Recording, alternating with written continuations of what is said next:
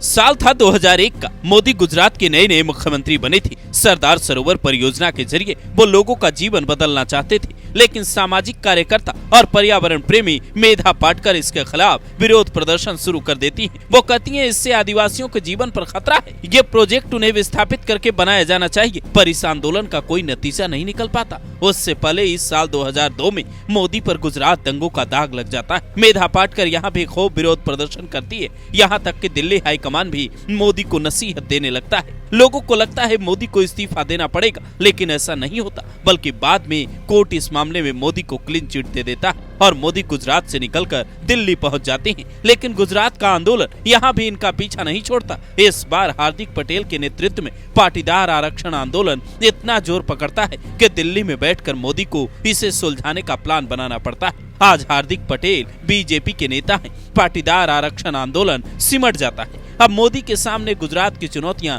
खत्म हो चुकी थी, लेकिन असली चुनौती अभी बाकी थी। साल 2019 में जब वो सीएए और एनआरसी बिल लेकर आते हैं तो पहले संसद में विरोध होता है, फिर सड़कों पर मुस्लिम समुदाय के लोग धरने पर बैठ जाते हैं। दिल्ली का शाहीन बाग तो इस आंदोलन का ऐसा केंद्र बनता है कि राष्ट्रीय सुरक्षा सलाहकार अजीत डोभाल को इसे खत्म करवाने जाना पड़ता है। सुप्रीम कोर्ट को दखल देना पड़ता है। मोदी सरकार किसी तरह इस चुनौती से बाहर निकलकर राहत की सांस लेती है, क्योंकि पहली बार इस तरीके से पूरा एक समुदाय देश के अलग अलग हिस्सों में एकजुटता दिखाते हुए धरना दे रहा था। लेकिन कहते हैं मोदी चुनौतियों को कई बार खुद भी मोल ले लेते हैं, और ऐसा हुआ इस आंदोलन के ठीक अगले साल, जब किसानों को लेकर मोदी सरकार 3 बिल लाती है, जिसका ऐसा विरोध होता है कि दिल्ली को चारों तरफ से किसान घेर लेते हैं। कभी सिंधु बॉर्डर तो कभी गाजीपुर बॉर्डर पर मीटिंग होती है। राकेश टिकैत के आंसू किसानों को इस कदर भावुक कर देते हैं कि पुलिस के सख्ते में इस आंदोलन को दबा नहीं पाती। लेकिन इसी बीच लाल किले पर ऐसा झंडा लहराने की कोशिश होती है जो इस किसान आंदोलन का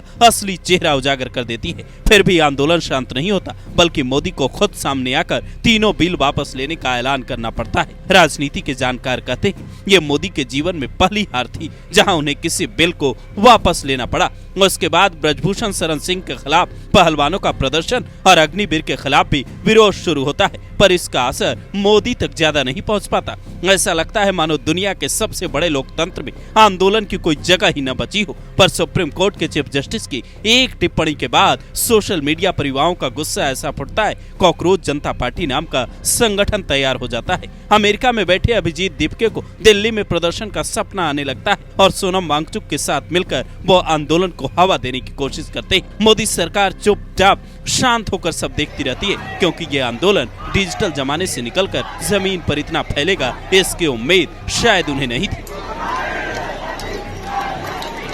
पर जैसे ही तस्वीर बदलती है, रातों रात दिल्ली पुलिस के कमिश्नर बदले जाते हैं। अगले दिन सोनम वांगचुक को भूख हड़ताल से उठाकर सफदरजंग अस्पताल में भर्ती कराया जाता है, और प्रदर्शनकारियों पर 20 जुलाई को लाठियां भी बरसाई जाती है, जिसका विरोध इतना बढ़ जाता है कि राहुल गांधी से लेकर अखिलेश यादव तक पीएम आवास के बाहर धरना देने पहुंच जाते हैं। डिम्पल यादव की इमोशनल तस्वीर सोशल मीडिया पर वायरल होने लगती है। पहली बार मोदी सरकार में मंत्री जितेंद्र सिंह प्रदर्शनकारियों से बात करने पहुंचते हैं, राहुल गांधी को संसद में चर्चा का आश्वासन देते हैं, और ऐसा लगता है मानो इस आंदोलन के आगे सरकार पहली बार झुक गई हो। पर मोदी क्या कोई ब्रह्मास्त्र चलाएंगे और पिछले आंदोलन की तरह इससे भी निकल जाएंगे? ये सवाल उनके अनुभव और अंदाज को देखकर उठने लगा है। 15 अगस्त के दिन क्या लाल किले के भाषण से मोदी इस आंदोलन पर कोई ऐसा खुलासा करेंगे जो देशवासियों को दंग कर देगा, या फिर धर्मेंद्र प्रधान के इस्तीफे की बात मानकर सरकार बैकफुट पर आ जाएगी? सोचिए और जवाब दीजिए।